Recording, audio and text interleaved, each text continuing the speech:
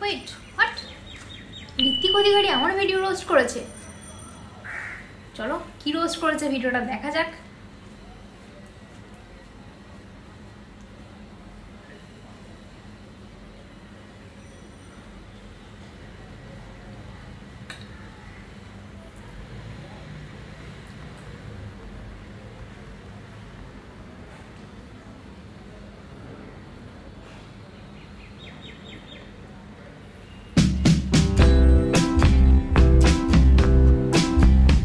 Big basket.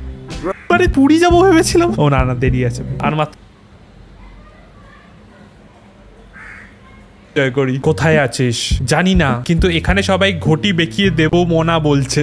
Welcome to West Bengal. এরই মধ্যে আমি একদিন চলে গিয়েছিলাম পার্ক সার্কাস রেলওয়ে স্টেশন। সেখানে গিয়ে আমার অভিজ্ঞতা এত সুন্দর ছিল, তোমাদেরকে কিভাবে বলবো। Park circus mini blog. তো মনে হয় এটা পশ্চিমবঙ্গ কেন, গোটা ভারতবর্ষের একদম পরিষ্কার পরিচ্ছন্নতে এগিয়ে থাকা একটা রেলওয়ে স্টেশন। এদিকেই কোনো রকম কোনো নোংরা নেই, চারিদিকে একদম পরিষ্কার পরিচ্ছন্ন, আর এত সুন্দর গন্ধ এখানে কি আর বলবো, তোমরা না আসলে সেটা বুঝতে পারবে না। ভাই স্টোনচিপ লাল হয়ে গেছে। অজয় দেবগানের অ্যাডভার্টাইজমেন্ট কাজ তো করছে ভাই, স্টোনচিপ দেখো পুরো লাল হয়ে গেছে। কিছু বললে দিদি অ্যারেস্ট করে নেবে। আরে না না, খুবই পরিষ্কার স্টেশন। সেদিন হয়তো ঝাঁট দেওয়ার আগের ভিডিও নিয়েছে, তার জন্য অত নোংরা পড়েছে। ঝাঁট দিয়ে পুরো পরিষ্কার হয়ে যায়। মানে দেখো এখানে লোকজন যে এত নোংরা করেছে, লোকজনদেরকেও আমি অতটা দোষ দেবো না, কারণ নোংরা কোথাও তো ফেলবে। যদি ডাস্টবিন না থাকে তাহলে ছেলেটা ফেলবে কোথায়? তার থেকে বড় কথা, যদি একটা পার্টিকুলার জায়গায় নোংরাটা ফেলে, সেটা যদি ওখান থেকে পরিষ্কার না হয়, তাহলে তো নোংরা জমে জমে আরো নোংরা হয়ে যাবে। হ্যাঁ, দুদিকেই দোষ আছে ভাই। আমি যখন থাইল্যান্ডে গেছিলাম, ব্যাংককে, ভাই রাস্তাঘাট কি পরিষ্কার ভাই, আমি তো দেখে অবাক। ভাই একটা পানের পিচ নেই কি করে?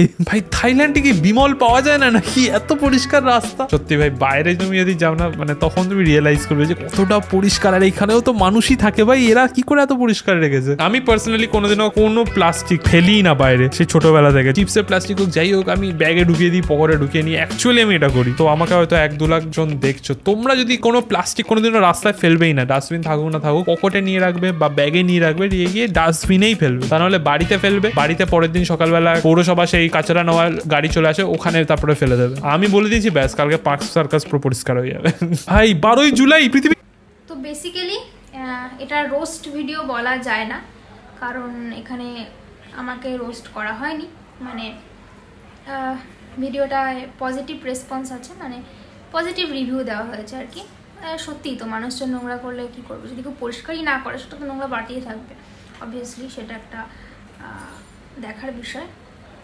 আর ভালো একটা মেসেজ দিয়েছে যে কেউ যেন প্লাস্টিকটা না ফেলে, মানে বাইরে ব্যাগে করে হলেও যেন বাড়িতে গিয়ে তারপর ডাস্টবিনে ফেলে দেয়। তো এটা ভালো, আমার কাছে এটা রোস্ট মনে হচ্ছে না।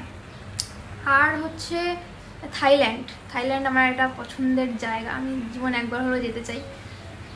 এটা একটা রিজন আছে, যাই হোক ওটা বাদ দাও। তো হ্যাঁ, আমরা পরিষ্কার পরিচ্ছন্ন রাখতেই পারি, সেটা আমাদের নিজেদের হাতে। বাট সেটা সবাই মিলে একসাথে করতে হবে না, মানে আমি করছি বাকিজন নোংরা করছে, সেটা তো হবে না। তো আমি এটাই বলবো যে কেউ বাইরে রাস্তায় যে কোনো জায়গায় প্লাস্টিক বা যে কোনো নোংরা ফেলবেন না।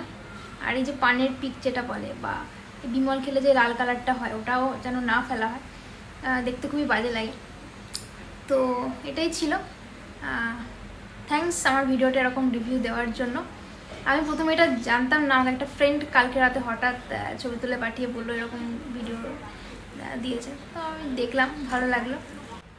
থ্যাঙ্কস টু ঋত্বিক অধিকারী ভিডিওটা এত সুন্দর রিভিউ দেওয়ার জন্য, মানে তুলে ধরার জন্য বেসিক্যালি।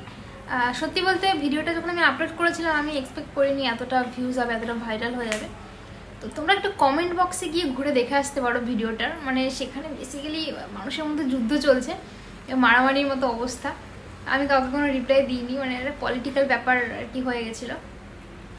তো আমি ভিডিওটার লিঙ্কটা দিয়ে দিচ্ছি নিচে, তোমরা গিয়ে একটু দেখে এসো কমেন্ট বক্সটা, আশা করি ভালো লাগবে। তো চলো, টাটা।